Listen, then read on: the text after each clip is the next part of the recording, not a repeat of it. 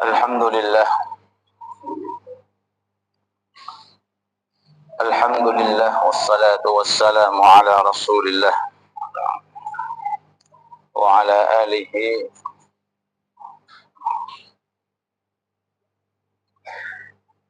wassalatu wassalamu ala Rasulillah wa ala alihi wa sahbihi wa man wala amma ba'd. Hadirin hadirat yang dirahmati Allah Subhanahu wa taala. Mari kita lanjutkan kajian kita dengan kitab baru Al-Mukhtasar Al-Latif. Di pertemuan kemarin kita masih membahas tentang bacaan basmalah. Sebagaimana kita ketahui bahwa Bismillahirrahmanirrahim adalah rangkuman atau kesimpulan dari kandungan kitab yang diturunkan oleh Allah Ta'ala di bumi ini dengan jumlah 104 kitab.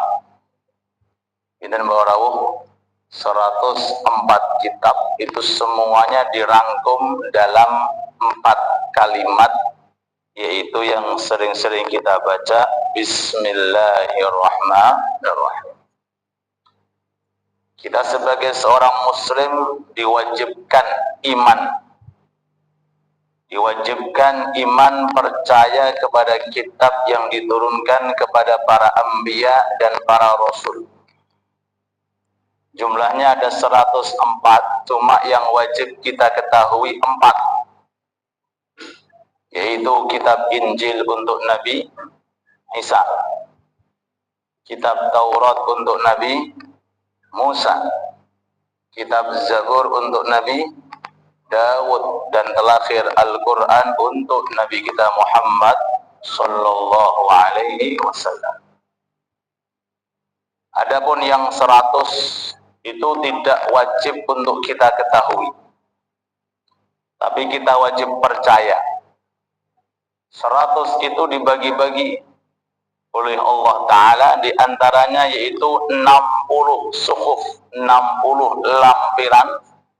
Itu diperuntukkan untuk Nabi yang namanya Syith ibn Adam. Nabi sinten? Syith bin Adam. Ini diantara Nabi putra daripada Nabi Adam yang menjadi datuknya Nabi Muhammad Sallallahu Alaihi Wasallam. Nabi Adam itu menikah dengan Ibu Hawa. Selama beliau hidup itu mengalami proses hamil Ibu Hawa selama 20 kali. Inten?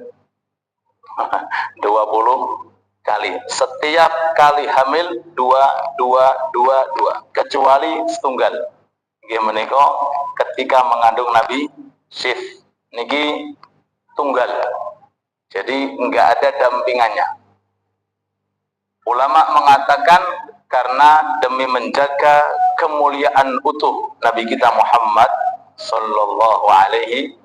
Jadi kurang lebih berapa Pak? Kalau 2 dikali 20 berarti berapa? 40. 40 berarti dikurangi 1 berarti 39. 39 itu yang diutus untuk menjadi nabi hanya 1, yaitu Nabi Syith. Dan Nabi Syith dikasih oleh Allah Ta'ala kitab sejumlah 60 lampiran. Dari 100 lampiran diambil 60 berarti sisanya berapa? Malam ini ngaji matematika 40, tinggal 40. Yang 30 diberikan kepada Nabi Ibrahim alaihi salatu wassalam, dan yang 10 dikasihkan kepada Nabi Musa selain kitab Taurat. Itu semuanya para rawuh dirangkum semuanya di dalam Al-Quran. Dan Al-Quran 30 juzuk itu dirangkum di dalam surat Al-Fatihah. Dan surat Al-Fatihah dirangkum dengan 4 kalimat inggih menika Bismillahirrahmanirrahim. Dados ketika jenengan mengucapkan Bismillahirrahmanirrahim itu sudah menghimpun isi 104 kitab. Nah, di sini akan saya bahas tentang hukum membaca basmalah. Apa Pak? Hukum membaca bismillah. Mudah-mudahan majlis kita diberkahi oleh Allah. Amin ya rabbal alamin. Kemarin sudah saya sebutkan di antara hal terpenting untuk menjaga diri kita dari mati mendadak, kemudian dari datangnya maling di rumah kita, kemudian datangnya syaitan dan iblis nyelusup ke rumah kita, kita dianjurkan sebelum tidur mengulangi basmalah sebanyak, alhamdulillah masih ingat, walaupun musim hujan masih ingat, 21 kali 21 kali kita ulangi tiap malam sebelum kita tidur. Itu kemarin kita terangkan ada 3 fadilah, 3 keutamaan. Inggih menika terhindar dari maling, tidak akan terkena godaan syaitan, dan insya Allah Allah Ta'ala tidak menjadikan mati kita mati mendadak. Mudah-mudahan diamalkan dan diistiqomahkan. Amin ya rabbal. Kemudian kita dianjurkan selalu membaca basmalah dalam keadaan apapun. Masuk keluar rumah jangan tinggalkan untuk mengucapkan basmalah. Makan, minum, basmalah.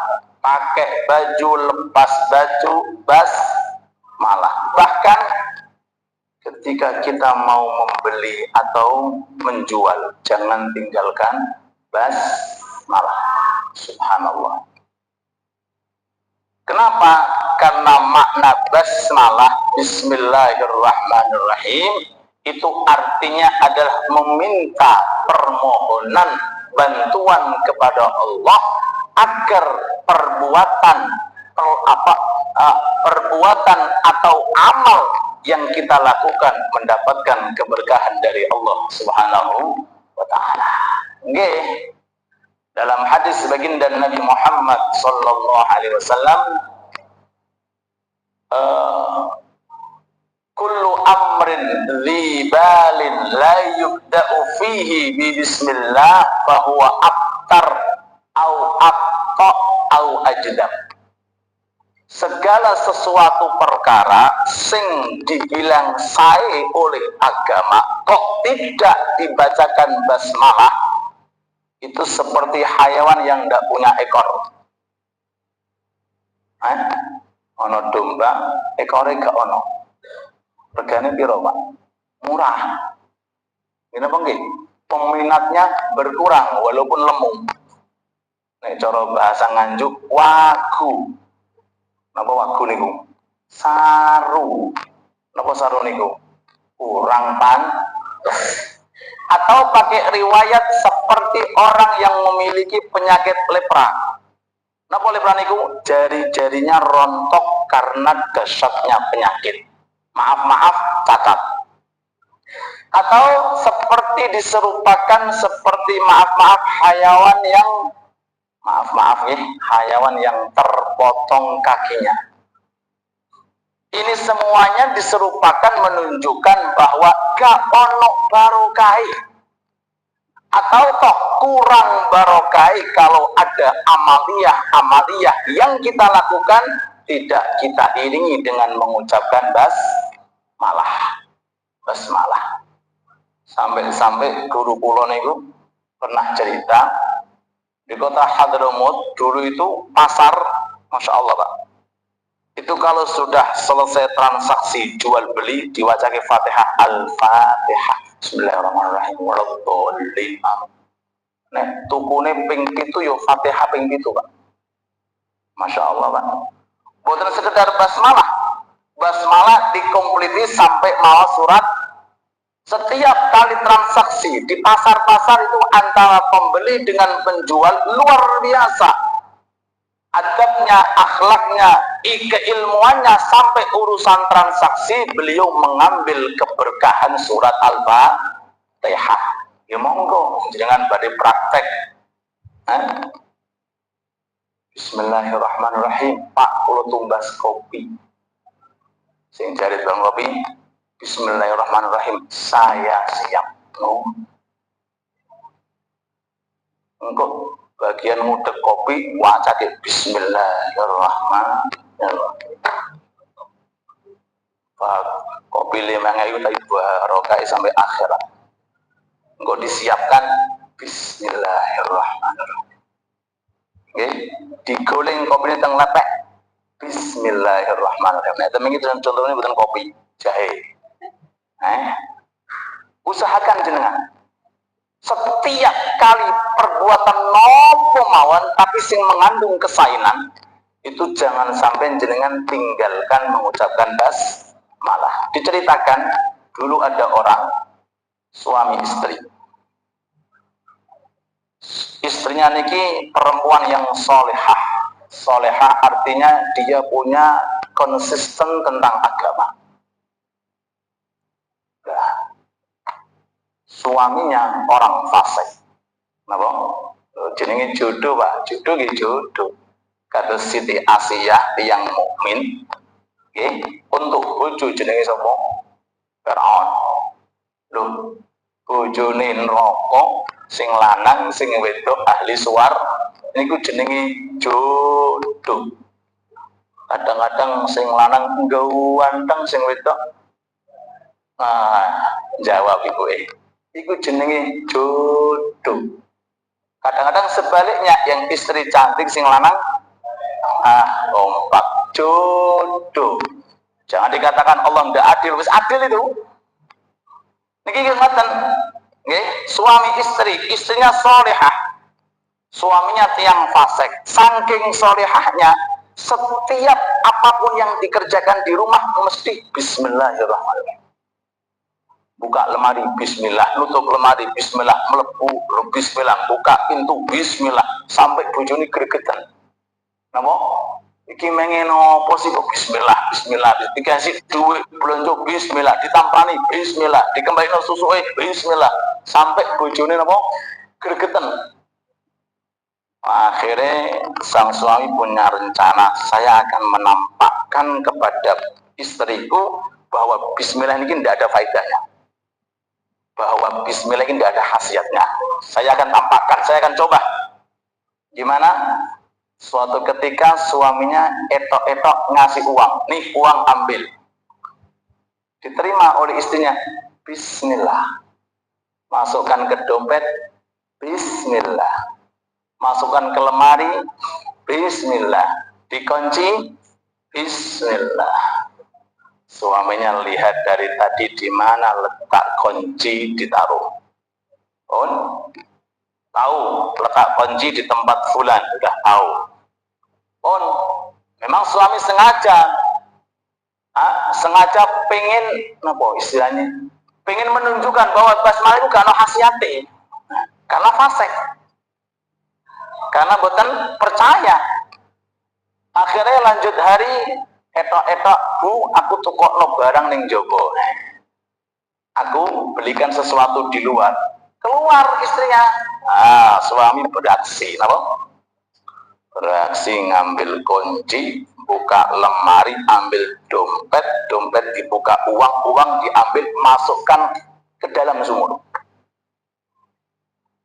Allahu Akbar. Nah, beberapa saat kemudian, istri datang. Suami mengatakan, Bu, aku butuh uang. Bisa kau kasihkan? Oh bisa, Pak. Bismillah, ambil kunci, Bismillah, buka lemari, Bismillah, ambil dompet, dibuka, uangnya ada dalam kondisi basah. Monggo jenengan praktek, hilang tenang kan? Soalnya orang maklum. Nek mau praktek 2.000 wae, aja 2 juta, amblas. Ini kembali, Pak. Sampai suaminya itu heran, kok bisa kembali ya? Padahal saya yang naruh ke sumur dan tidak ada yang tahu kecuali saya. Kok bisa kembali? Allahumma salli ala Muhammad. Allah subhanahu wa ta'ala mengirimkan malaikat Jibril untuk membantu si fulana mengambil uangnya dari dalam sumur, ditaruh di dompetnya karena keberkahan mengucapkan basmalah. Allahumma salli ala Muhammad. Oh, ini diantara khasiat membaca nopo Bismillahirrahmanirrahim. Hukum membaca basmalah secara singkat. Satu, hukumnya wajib. Kapan? Ketika program sholat.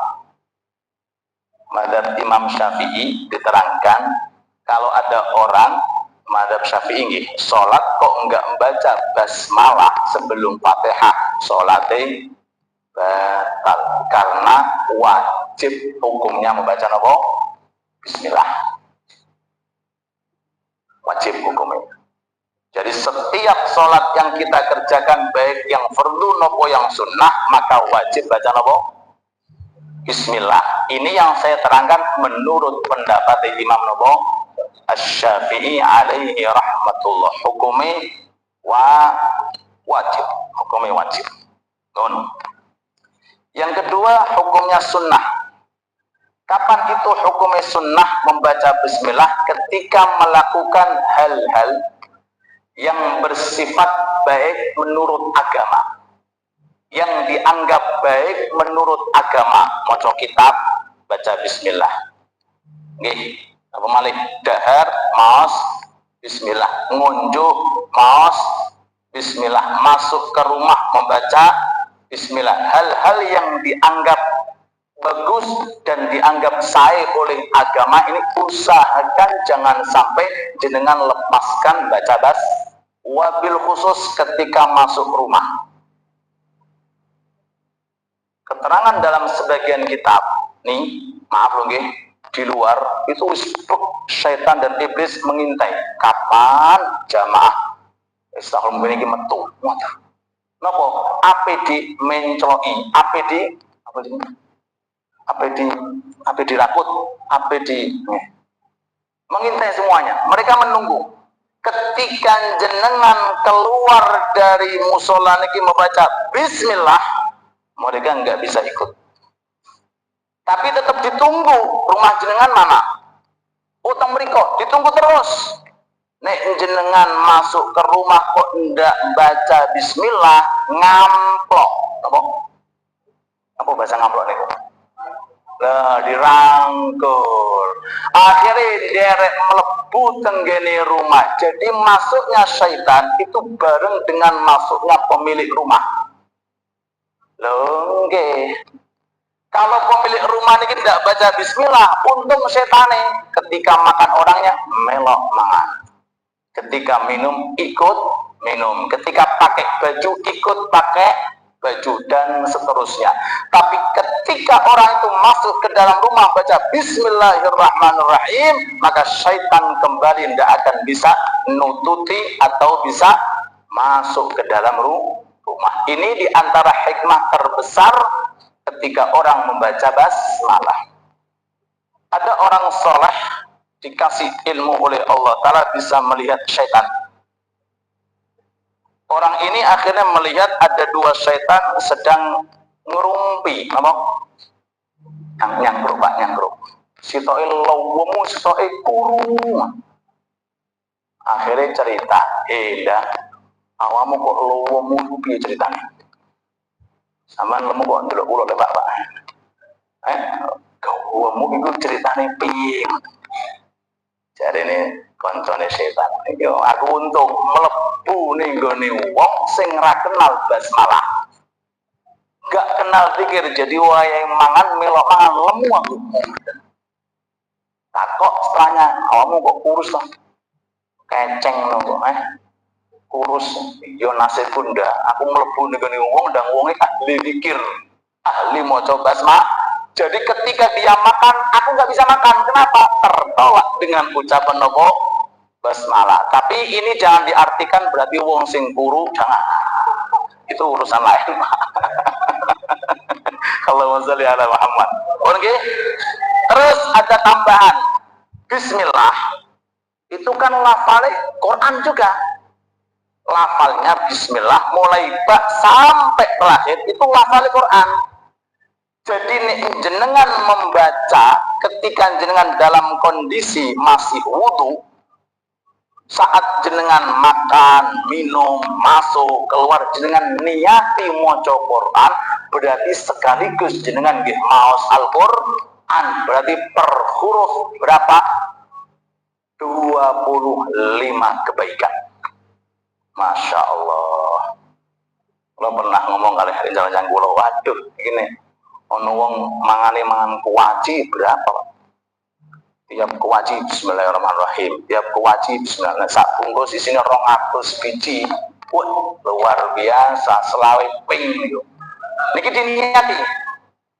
diniati sekaligus membaca Al-Quran. Cuma keterangan ini garis bawah, selain perempuan yang dalam kondisi hadas besar atau laki-laki yang memiliki hadas besar, karena kalau diniati Al-Quran otomatis jadi Al-Quran haram bagi perempuan punya udzur hadas besar dan laki-laki dalam kondisi junub untuk membaca Al-Quran. Tapi kalau tidak diniati tidak ada masalah karena sekedar ucapan di zikir. Allahumma sholli ala Muhammad. Shallu ala Nabi Muhammad. Oke. Itu hukum wajib membaca basmalah, ini hukum sunnah membaca basmalah. Ada hukum haram membaca basmalah. Napa? Ketika mau ngerampok. Mau napa? Ape nyolong bismillahirrahmanirrahim, nawaitu nyolong. Hukumnya haram. Diterangkan. Oke, maaf, ada orang nih pecandu narkoba atau orang seandainya mau minum minuman keras, masya Allah, mau coy fasih bismillah, hukumnya nopo? Dosa. Hukumnya dosa, buatan angsal melafalkan basmalah ketika orang itu mau melakukan suatu kemaksiatan, buatan sakit. Itu hukumnya diharamkan oleh Allah. Terus ini haram. Cuma ini kemauan. Saya wonten kalian. Terakhir ada hukum yang makruh membaca basmalah. Kapan niku makruh membaca basmalah? Mohon maaf, ribuan maaf. Tolong mohon maaf. Contohnya mohon maaf memandang kemaluan. Maaf, suami istri satu sama lain memandang kemaluannya sambil baca bismillahirrahmanirrahim. Hukumnya nopo? Makruh. Ya, mudah-mudahan yang masih belum nikah enggak dengar. Ya, khusus kita yang sudah menikah. Tapi miki suarane kenceng, alhamdulillah nih. Berarti diniati patus ilmu. Oke? Adapun terakhir hukumi mubah memindahkan HP. HP ini saya pindahkan ke sini. Bismillahirrahmanirrahim. Ini kitab saya pindahkan ke sini. Bismillahirrahmanirrahim. Ini hukumnya mubah.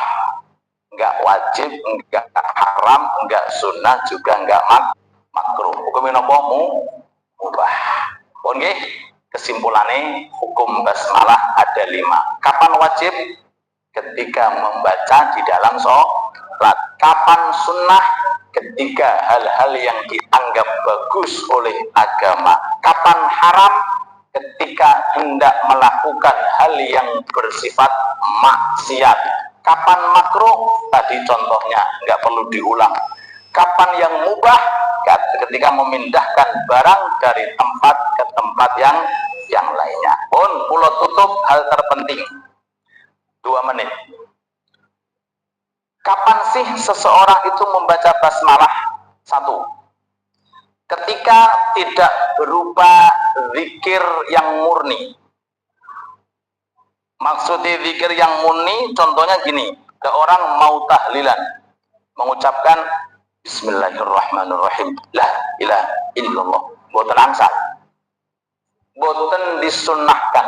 Kenapa?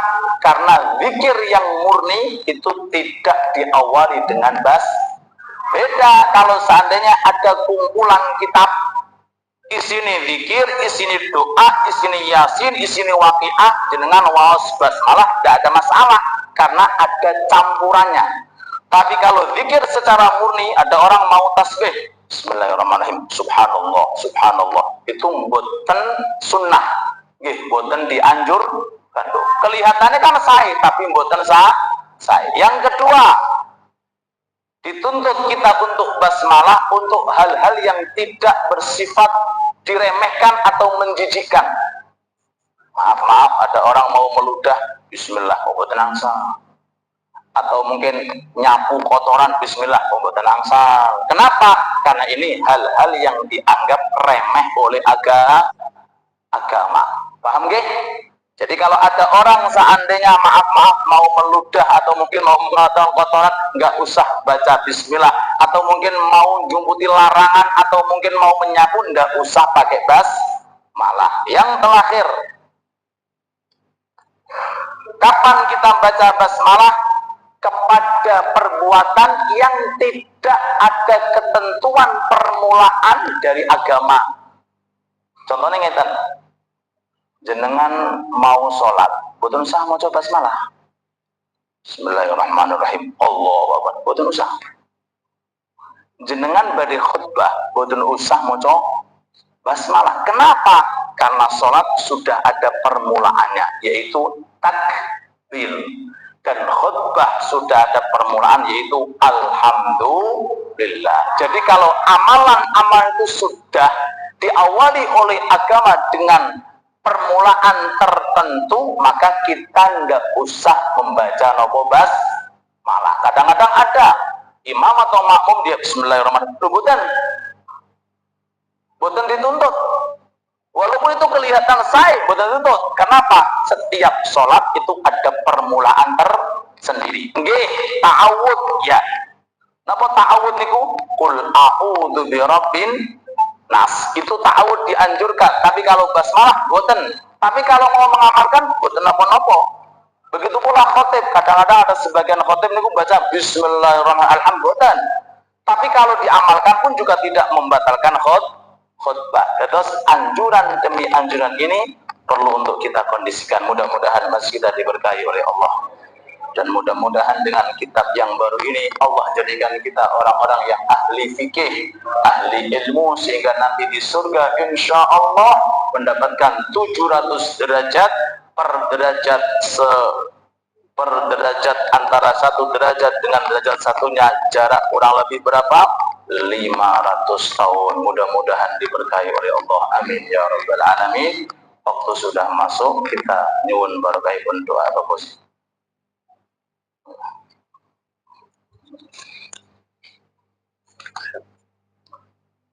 Bismillahirrahmanirrahim. Allahumma shalli wa sallim wa barik ala sayyidina Muhammad wa sallim wa radiyallahu ta'ala an kulli sahabati Rasulillah ajma'in. Walhamdulillahi rabbil alamin. Hamdan syakirin, hamdan na'imin, hamdan yuwaffi ni'amahu wa yukafi'u mazidah. Ya Rabbana lakal hamdu kama yanbaghi li jalali wajhika al-karim wa ma'ali sultanik. Allahumma inna nas'aluka ridhaka wal jannah wa na'udzubika min sakhatik wan nar. Allahumma inna nas'aluka ilman nafi'a wa rizqan tayyiban wa 'amalan mutaqabbala. Allahumma inna a'udzubika min 'ilmin la yanfa' wa min qalbin la yakhsha wa min nafsin la tasfa' wa min da'watin la yustajab laha. Allahumma a'inna 'ala dzikrika wa syukrika wa husni 'ibadatik. ربنا أوزعنا أن أشكر نعمتك التي أنعمت علينا وعلى والدينا ونعمل الصالحين ترضى وادخلنا برحمتك في عبادك الصالحين. ربنا تقبل منا إنك أنت السميع العليم وتب علينا إنك أنت التواب الرحيم. ربنا آتنا في الدنيا حسنة وفي الآخرة حسنة وقنا عذاب النار. وصلى الله على سيدنا محمد وعلى آله وصحبه أجمعين. سبحان ربك رب العزة عما يصفون وسلام على المرسلين والحمد لله رب العالمين. آمين. بسم الفاتحة. الشيطان Alhamdulillah. إياك نعبد ونستعين اهدنا الصراط المستقيم صراط الذين أنعمت عليهم